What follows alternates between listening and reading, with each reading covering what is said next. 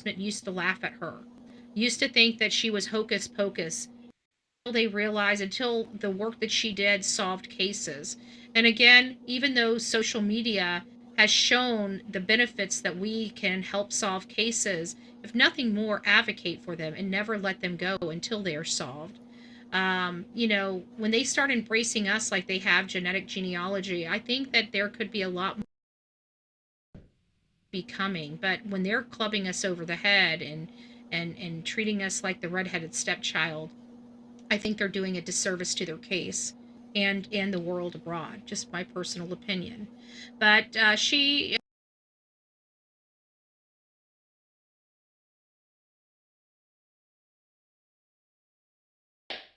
during an interview with Brian Enton. I suspect there are a number of people that are working as fast as they can to try to figure out a way to work with these more complex mixtures, she said. Nancy's case is certainly the one that makes this a top priority, but it's something that we really need in the field anyways, according to CC Moore. Moore said that there have been a lot of efforts to improve the ability to deconvolute DNA samples. So as the technology becomes more sensitive with transfer DNA, the ability to detect the tiniest amounts of DNA that someone leaves behind really increases the likelihood you're going to get a mixture. But many of these companies are working with law enforcement to create these SNP profiles, are using sequencing, whole genome sequencing, and right now there are really no good techniques to deconvolute on those. So we're learning a little more about DNA, its capabilities, and its limitations as well, right? It has limitations. So we're having some problems with the DNA. But again, I want to remind you guys, we do have a glove that did come back, and a restaurant worker was cleared. The family has been cleared, but who else? Caregivers, plumbers, delivery, routine visitors. Who had access to that home? And what about the revenge angle? A revenge angle is emerging with no family's ties. These are people that are acquaintances. These are, people that may have, we heard that she rented her house out. Could these be some tenants or a tenant that she had to evict? Did she have to evict? Has anybody even looked into the civil records to see what kind of lawsuit she's been involved in the recent past? That might uncover some leads. I personally haven't. I don't know where to go to Pima County to look up civil litigation or civil cases in the court system. But if there's any type of evictions, she would have had to go to court, Did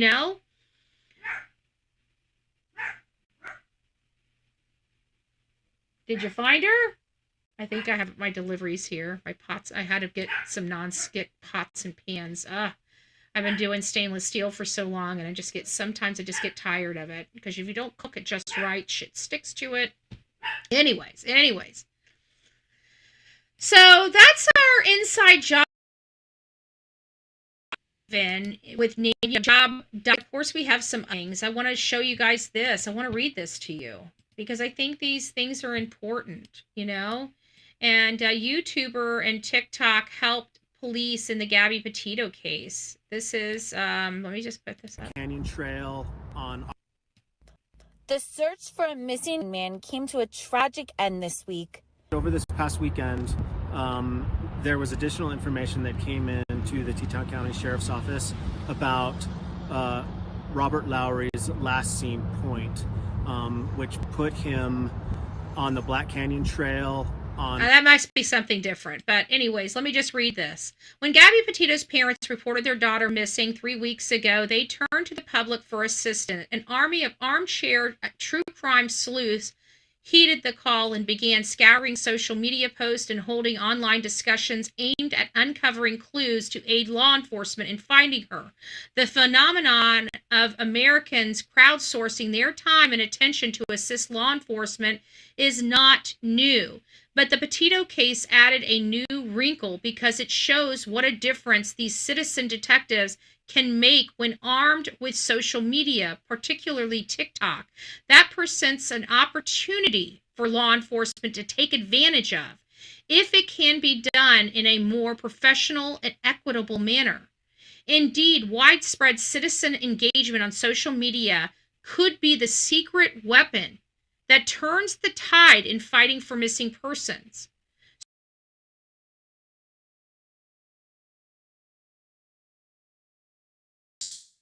Parents, well before law enforcement got involved, she and her fiance, Brian Laundrie, had been documenting their trip across the country, the happy moments at least, on Facebook and Instagram with photos and videos when she was 22, when the 22-year-old Long Island native went missing. Tourists who were visiting the Grand Teton National Park at the time Petito's disappearance then uploaded their own experiences and potential interactions with the couple on social media. At least one of these videos showed Laundrie's van on the side of a park trail, Petito's hat on the dash, and her sandals on the ground. The crowd investment paid off almost immediately. The YouTube uploaded videos by tourists on September 19th not only established a possible crime scene, but also helped police focus their search efforts. Petito's body was found hours later, about 1,000 feet away from where the van was filmed. Establishing a focal point from which to search saved law enforcement from having to painfully scour 485 square miles of the entire park and reduce the search time by weeks, if not months. And finding her body sooner rather than later not only helped preserve forensic evidence, but it also provided at least some answers for the Petito family. Social media sleuths have never been thanked for the tireless work that they have done. It is work that is always disrespected, but it's work that we get up, boot up, strap up for, and go and fight each and every day. Hey, 857 Tucson. And you guys got to remember, the Gabby Petito case, that's how Bullhorn Betty was created, right?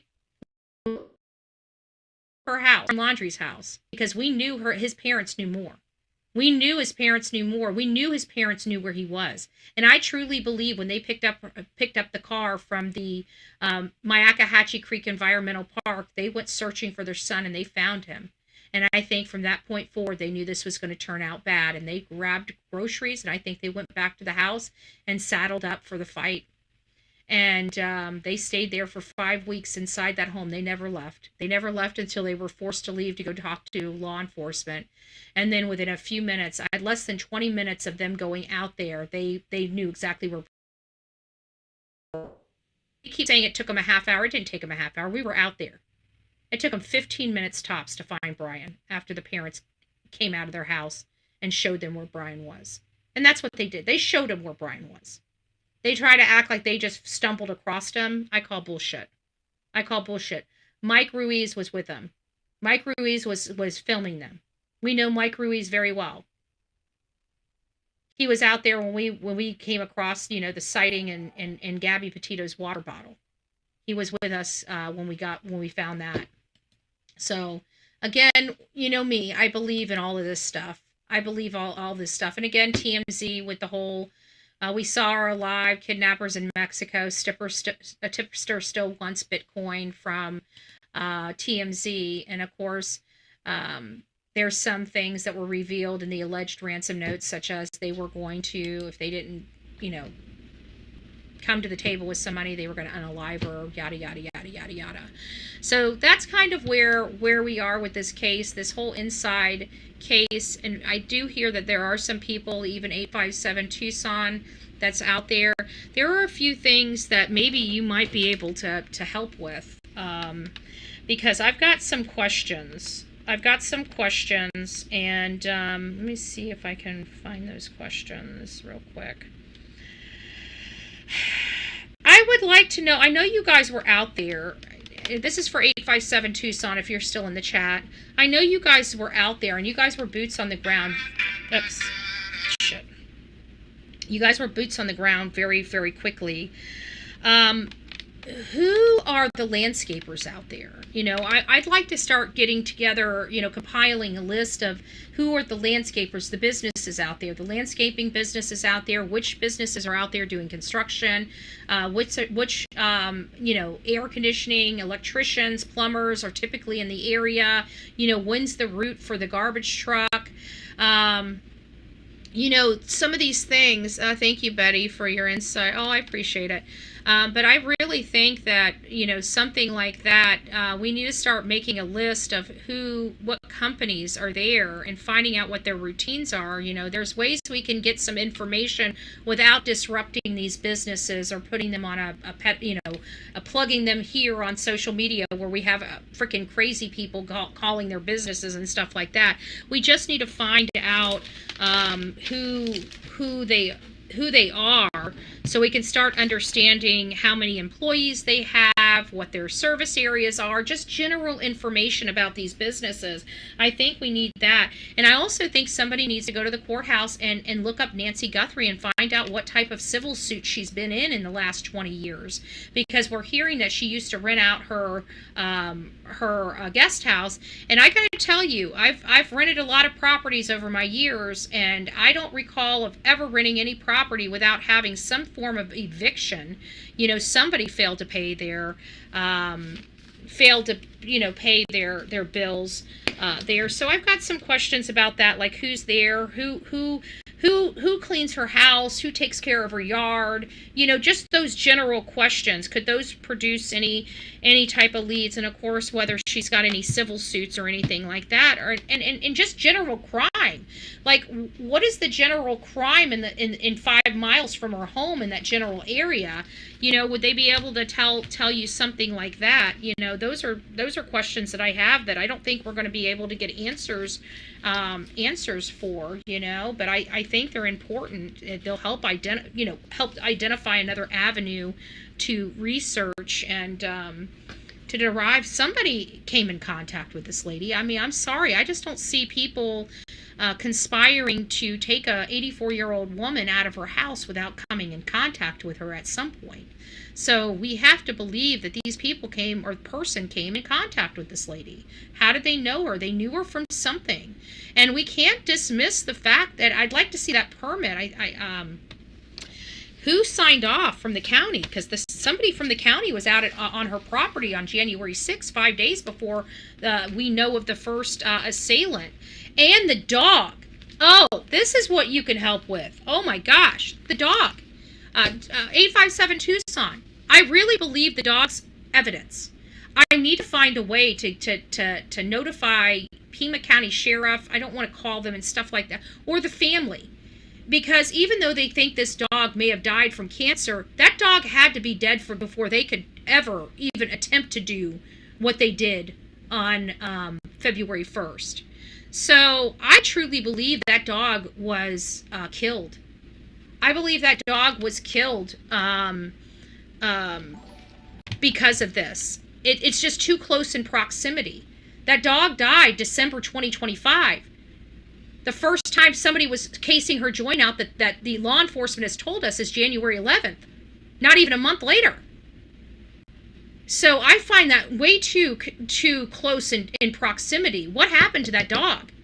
I think that if that dog is been buried, I think they need to dig the dog up. I think the dog might be evidence. I really do. And then you got to think of it like this. If we find out the dog was, I have to get ready. Thanks for the prayers. Aw, thank you, Aletha. Thank you, Aletha. We appreciate you. But I think the dog might be evidence. I really do. It's just too close in proximity. It just is. It's too close in proximity not to be something. But I'd like to know, because I think that they need to get their hands on the ashes or get their hands on her dog. If she buried her dog on the property or something like that, I think they need to get the dog. I really do. It just seems to me that, even if the dog was aging and ailing, it seems like somebody might have sped that up to get into this house, to get to this lady. This is just too close. When I first came into this and I heard that she had a dog, I truly believed that this dog had died years before. I had no idea that this dog had just passed away December. When I found out that this dog passed away in December, that changed everything for me. It changed everything. I think that dog is evidence. So, I don't know if you can help on that front, but if you can, I'd super appreciate it, because somebody needs to get their hands on that dog or the ashes of that dog and just see if that dog was poisoned with something. I have a funny feeling. And if that dog was poisoned, you're looking at somebody very, very close to this lady. You're talking, because, people may have contact with her, but they don't have contact with her dog. Somebody very close would have had to have contact with her dog. So my theory is still that Savannah or another member of Guthrie family did something very bad to a person. It's possible. And we can't dismiss. Look at how much resentment people are keeping. When we were taught to get over it. We were taught to get basically over everything. In my generation, we were taught it's your, if you've got a problem with it, then you remove yourself from the problem. We weren't taught that if that we were to force our will on somebody else like they're taught this day and age. We were taught if we were the ones that had the problem, then we need to remove ourselves. For example, if somebody's on the beach smoking and you don't like smoking, instead of going and telling them to put their cigarette out, it's up to you to pick up your shit and move it to a place that you like. Well, I want this spot. Well, that's fine, but this person was here before you and they smoke. You don't like cigarettes, right? Then you take your ass and move down the damn beach. You don't get up and be an asshole and go tap on the person that's been sitting there for 2 hours and say, can you please not smoke? Because you're being the asshole, not them. And people need to be taught that way. If you have a problem with something somebody else is doing, then you remove yourself from the situation. You have no right to tell somebody else what to do. You only have rights to say, I'm not going to put up with this. So I'm going to remove myself from this. So I won't put up with this. But you don't have a right to go force your will on somebody else because you don't like something. Just because you don't like something doesn't mean they don't like something. Well, I may be an asshole. Jamie said, Jamie must have tapped on somebody's shoulder. Told him, please quit smoking. Now, if you were there first and somebody came up, then I'd say, yeah, you have a right to say, hey, look, dude, I got this place first. I don't like the smoking. If you want to smoke, go down the beach. I would definitely do that if I was there first. That's completely, in my opinion, completely above board. But if you were there second, now there's a difference. There's a difference. There's a difference. Who was there first? Who owned it, right? Ownership, I probably just knocked my mic out. Ownership's 9/10 of the law. And just to let you know, no, it's not. It's whoever can prove ownership, okay? It's whoever can prove ownership. Oh, Outer Banks, it's nice to see you, B. Betty. I'm not unless pushed. Don't worry, I'm an equal opportunity asshole too. And I'm usually nice until I'm pushed as well. But good gracious, once I get open the mouth and you're on the wrong side of it, yeah, it's not good. It's not good. I try to be nice, I'll say, ma'am, you really don't want to talk, and they keep coming, then I'm just gonna put my foot right up their ass. Not literally, but I will definitely make them go home crying to their mama, okay? I'm not a bashful person, and I've got about this much of a patience. Like, I'll deal with you for a second. But when I start looking like this after dealing with you while you're talking or screaming at me, you're about to be shut down in about 2 seconds. I'm just saying. So, and you know what? To be honest with you, there's been times that I've been an a-hole and I didn't realize how snooty I sounded, and somebody put there, and I'm like, man, they're rude. And then when you look back on it, it's like, no, you were rude first. You deserved it, boo. You deserved it. I have to wear it every now and again, too. Don't worry. I get it. Caught not bought. Tell that to my neighbor. I still think it's someone in Nancy's circle. And I do believe it's somebody in Nancy's circle. But you know what? I think it's a little bit further distance. But you know what? We do have some questions that we could be talking about, like the church ladies. First of all, we're hearing stuff. This is the way my mind is, okay? What's the first thing we heard? She didn't show up for church. Where does she go for church? Well, it's her friend's house. Who's at her friend's house? Who's there regularly? Who stays with her friend? Does she have a grandson that lives with her? I have a lot of not nice things to say about this case. Me too. I feel you. But my frustration in this case right now is law enforcement, Chris Nanos, and quite frankly the FBI. I'm not going to keep the FBI out of this either, because we're here all this long time later and we've got nothing. They're not giving us a vehicle. They're not focusing on the suspect at all. This lady is a well-known woman, and I feel so bad for her, because this should not be how her case is handled. Not that it should be the way all cases are handled, but when you're famous or you have a viral case, everybody knows you put your best foot forward. And if this is their best foot forward, good gracious, what's their worst foot forward? We got some problems here, folks. We got some major problems in this case. Major. And it terrifies me, because we've got so much silence from law enforcement when it looks like they really still need the public's help.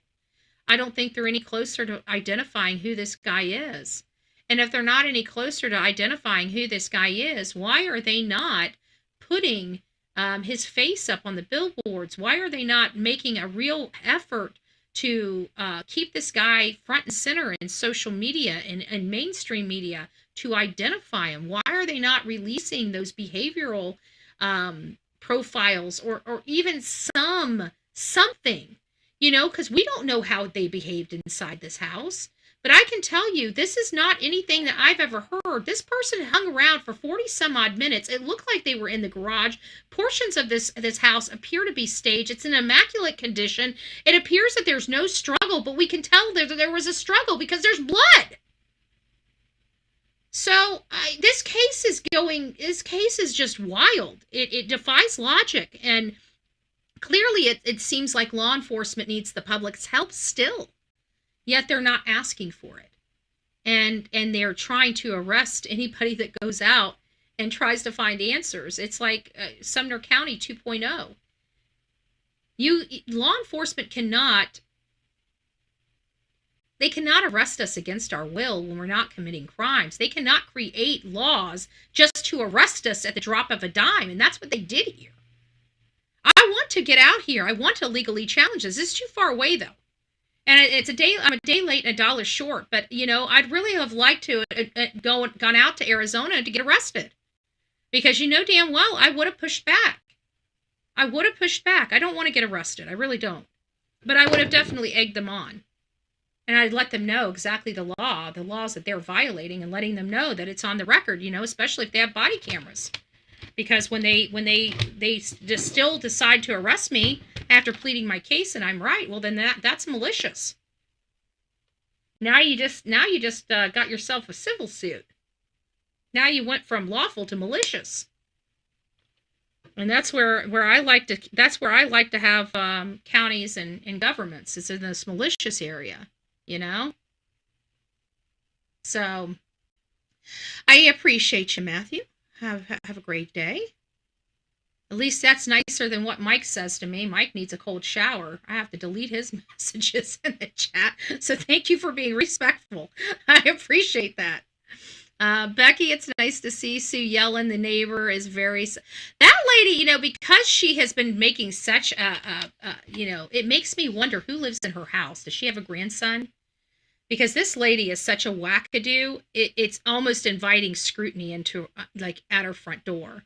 I would love to protest Sue Yellen lady.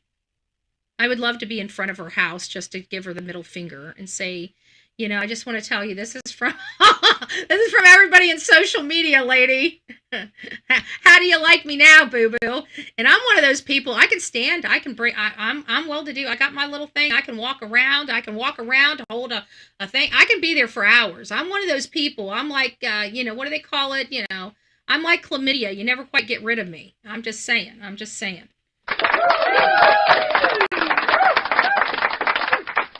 So I'm just saying, Sue. You might want to put a plug in it. You might want to put a plug in it, boo-boo. We've been threatening the people out there, and don't worry, I ain't coming. You don't have to worry about Betty coming out. I'm not coming. I've made my decision. The case is pretty much over. We're just talking about it because we're still hopeful that, we have somebody that's going to be arrested. Like, we really want to have somebody freaking arrested in this case. This shouldn't be this difficult. They should have much more information than they do. Their policies, one, got this lady killed, and everybody knows it. That's why everybody is right now trying to change this and change that. They know they have stepped in it. And not only have they stepped in it, they stepped in it on a national level. The worst victim for them to have is the victim they have. Because she's so notable. She's a grandmother. She's sweet. And this put them on like literally front and center for the entire world to see that this entire county knows nothing about what they're doing. They are robbing their own citizens blind with the taxes. Taxation without representation is what they have in this community. And that's what we have across most of our communities. That's why I say fire the federal government. We can't fire our local government. We kind of need them. He wasn't arrested. He got ticketed. He's got to go back to court, but it wasn't an arrest. It wasn't an arrest. All right, guys. Well, that's all we have for this show. I still think that we're looking at an inside job here. I think, I'm going to keep harping on this dog because I know that if I make enough noise about this dog, somebody's digging that dog up or turning that dog or the remains over to the law enforcement. The dog's going to be important. I feel it in my gut. I feel it in my gut. The dog's going to be important. That dog's got to be found. If we have cremation, we need to get that down to a lab. If we have if the dog was buried in the backyard somewhere, we need to dig the dog up. The dog's got to go. Every single elected official is a Democrat in Pima County except for one. Wow. Well, this is the way I look at it, because we have a similar dynamic here, except the opposite. In my county, we're fully red Republican, don't even have a Democrat on our dais. Well, we do. We have a couple of them, but they have an R next to their name, not a D. They're incognito Democrats. They're incognito Democrats, like the rhinos. We got a couple of them on our very, very red county board. We have no official Democrats on our board. And so in a situation like that, you have to find middle of the road Democrats, right? Because unless people are making the change, like there should be enough going on with how demonic the Democrat Party has become. They've hijacked the Democrat Party, and the Democrats are starting. Because I'm an activist here, I have to work with a lot of different people, and I work with Democrats, I work with independents, Republicans, and stuff to push whatever we need to get through. So I have a lot of people that are on the other side of the aisle. People that I wouldn't call them friends, but they're more than acquaintances. We don't hang out after work, so to speak. But we talk. We'll talk on the phone. We'll strategize. We'll work on people. But we have a different dynamic, so they need some representation too. So when we work on District 2, we try to look for a Republican that kind of is representative of the Democrat Party in some type of way. Obviously not we want to be wasteful spending anti-ICE crap. We won't do that here, but there's other things that they believe in. They want like community centers and stuff like that. There's nothing wrong with that. So if I were you and you guys are a blue community, then you need to have more hands-on approach, in my opinion, because you need to start representing the Democrats that are more conservative, more conservative Democrats. You'll need to start advancing, because it's hard unless there's pure corruption and cheating, like voter fraud in your community. Then that means that you're just in an area that votes blue. And so in order for you to get what you want, you need to figure out where are your middle, what are you wanting to accomplish? That's how I work at it. What do I feel like accomplishing for the community, and who's going to help me get there? Because to be honest with you, don't ever be married to the party, be married to the people, because the people are who needs to be represented. And so sometimes people are just, they don't realize that they're so used to voting the same way, and they're caught up in all the hate that they're just sucked in. So the only way I found to combat that is not to be disrespectful to them. It's just to start instilling Democrats that are more center, and start interviewing the candidates in that lens and promoting them that way. Because if you're in a blue area, just like we're in a red area, you're never going to get a Democrat hired. So the strategy for the Democrats really needs to be to find the Republican that's more middle of the road for them than it is to try to get vote a Democrat in our area.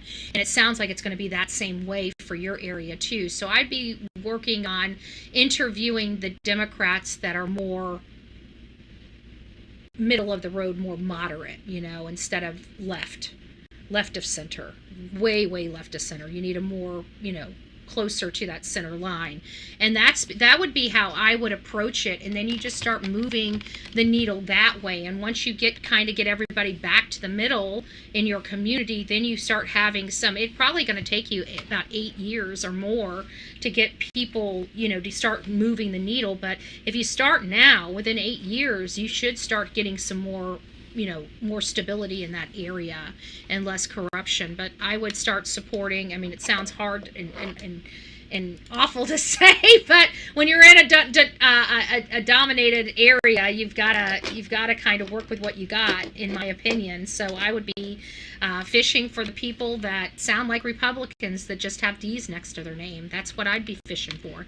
And there are a few, because if it's like that on our side, then it's like that on their side too. So you got to kind of find the diamond in the rough. That's just my suggestion. Take it for what you will. I know I got a lot of long-winded, but I don't get to talk to you. So, I got a chance to say something. Oh, what is this? Outer Banks. I tried to find out about the dog. I was going to call all the vets in the area, but they do have a privacy policy. Oh, well, maybe the approach needs to be like a Sebastian Rogers approach, where we just reach out to the vets and just say, hey, look, if Nancy Guthrie or her dog were patients of your vet, you might want to reach out to law enforcement, because her dog died, very close to the time she disappeared from. Is it possible that the dog, lost his life or her life because of poisoning or some other thing that sped along their demise? We might want to, instead of asking them for information, give them information and tell them what they can do, such as, if she was a patient, maybe reach out to law enforcement, maybe call law enforcement in, to look at that. That would be my approach, is that she had a dog. The dog might be evidence in her disappearance, and if she's a patient, maybe you need to reach out to law enforcement and let them know you have the dog's records. Get up. Say thank you. I appreciate it. I think it could be done without a vet getting involved. Hopefully it can be, but maybe, but that would be the approach I used. If we, that's what we did with Sebastian, because Sebastian, when we were calling all of those autistic centers, we know that he's protected by HIPAA. They're never going to give us information. So we just started telling people, we gave the people, our people, the script of just calling up there and saying, hey, we have a missing child. His name is Sebastian Rogers. We know you can't give us information, but if you could check your files and reach out to law enforcement if you have him, that would be great. And, do you have a fax number or an email I can send you a flyer to? That was basically our script for Sebastian Rogers. And of course, none of the places for autistic children that I called had him. I did send out a few of the flyers to other homes and facilities, and there was never a call that I'm aware of that went to law enforcement identifying Sebastian. So there's different ways we can do it. Anyways, guys, we'll be back. We'll be back later this evening. I think we'll be doing another show. I might do another show around 2:30, 3, and then we might do another show around 6 or 7. I'm not sure. Otherwise, we'll just be back here around 6 or 7. I don't know what the show is about. I may just set it up as breaking news, and we'll just go over whatever we haven't discussed throughout today, and that'll be our 6 o'clock show. So I'll get everything together for that and create a thumbnail, and then we'll get that out. So, Lady Shorts, nice to see you. We don't know that at all. We know nothing. Let's be honest. Everything we're doing outside of the core facts. What are the core facts of this case? Let's just go through some of the core facts of this case, okay? This is the details that we know. We don't know anything more than this. This is the factual timeline, period. This is the timeline that is still the timeline as we know it today, okay? She went over to her daughter's house by Uber at 5:32. Her son-in-law, Tommaso, brought her home about 9:48. The garage goes up. We heard he got out of the car, walked her in the house, went back out, closed the garage, left. Everything seemed normal until they got a call from the people in the church, and they went over there. When they got over there, within a few minutes, they realized something wasn't right. They called law enforcement, and then on February 10th, we learned that there is a masked gunman on the outside of the home, that the camera went offline. Then we saw motion detected, and then of course by 2:28 Nancy appears to be removed from the home. Her pacemaker disconnects to the app, and she's never seen again.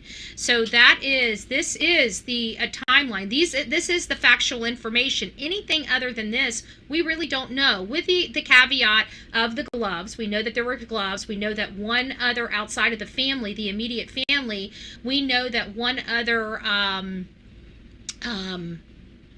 person, the restaurant worker, has been cleared, right? So what is that on my screen? What is that? Oh, okay, that's because of my I'm like, what is that white dot on my face? Okay, so we know that the family, Savannah, Annie, Cameron, and their spouses cleared. We had one of the black gloves that came back with a DNA match to a restaurant employee. That restaurant employee has been cleared. What has not been cleared?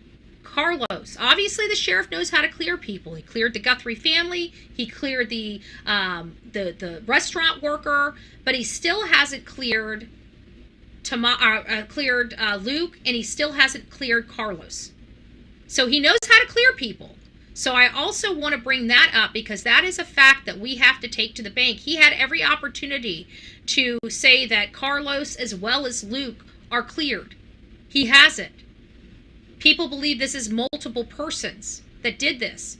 We have multiple persons that were pulled over and inspected. Now, do I think Carlos had anything to do with it? In all honesty, I do not. I'm not as confident in Luke.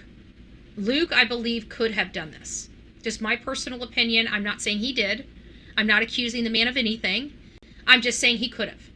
And so he is front and center for me. He's not being put back on the shelf. Not for a while, not until somebody else comes forward. But right now, he is personally my top person. I know that it most likely will not be him. Like in the back of my mind, I feel like it's not going to be him. But this is more in line with what I believe. Betty, the FBI is one who got the warrant for Luke, and that's exactly right. And that's exactly why I believe that he is more of a suspect than Carlos ever was, because it was a federal warrant. It was done by a federal judge. They had to show something strong enough to get that federal judge to write on the dotted line, and they did. So I think that Luke is, I don't know. I just know that they are very reluctant to clear him. And I have to pay attention to that very, very closely because, look, they have no problem clearing people. We have 7 people already cleared in this case. 7. 7 people have already been cleared in this case, but not Carlos and not Luke. Even Tommaso has been cleared, but not Carlos and not Luke. So I just want you guys to remember that. And we still need to remember the dog. Now, I don't believe Carlos is involved for whatever reason unless he knows Luke, unless there's a connection between him and Luke. Then if that's the case, then yeah. But Luke, and on the other hand, he was the one that had the federal warrant. I think that federal warrant is much stronger than what Chris Nanos was able to get on Carlos. Just my personal opinion.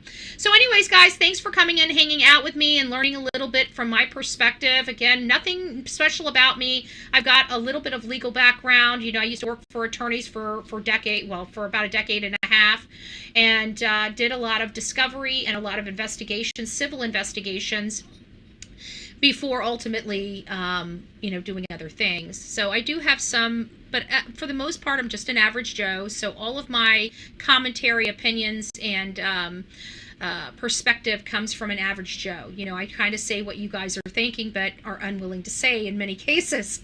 And that's kind of why a lot of people come here. I can be abrasive, I can be offensive, but you guys know when I fight tooth and nail for what we believe for this show. And at the end of the day, we fight for the victims of this show, and we want to see the bad guys behind bars, and we want to see the bad guys behind bars a lot sooner than later.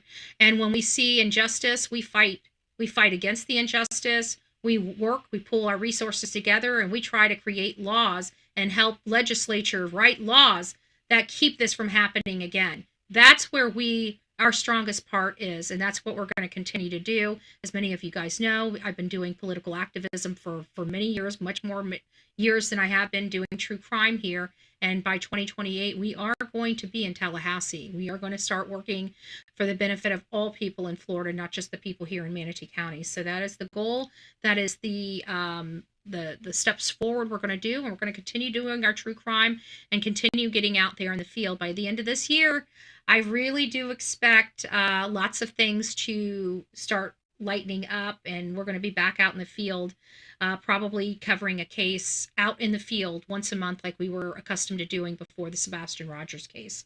So we're going to be getting back out there, guys. So be there, be square, and don't forget, we got a new menu item. We got a new menu item. I don't know what the name of the recipe is going to be, but there's going to be some fried chicken seasoning coming to you, near you, sometime soon. So we'll let you guys test it out and give it a dry run before we make it official and get it bagged up and packaged up and shipped out. So I hope to send some of these samples out to a bunch of people here in the near future, and let me know what you think. All right, guys, we will see you soon. God bless. Hold on. She wants to say hi. All right, come. Say hi. Say hi, everybody. I am the crime-fighting dog. My name's Lila. Lila. She said, I'm an old applehead. My mama loved me. You just distracted me from closing out the show. I just want to let you know. So if you wanted to go play ball, you just made it a lot more difficult. Watch this. Do you want to play ball? You want to go play ball?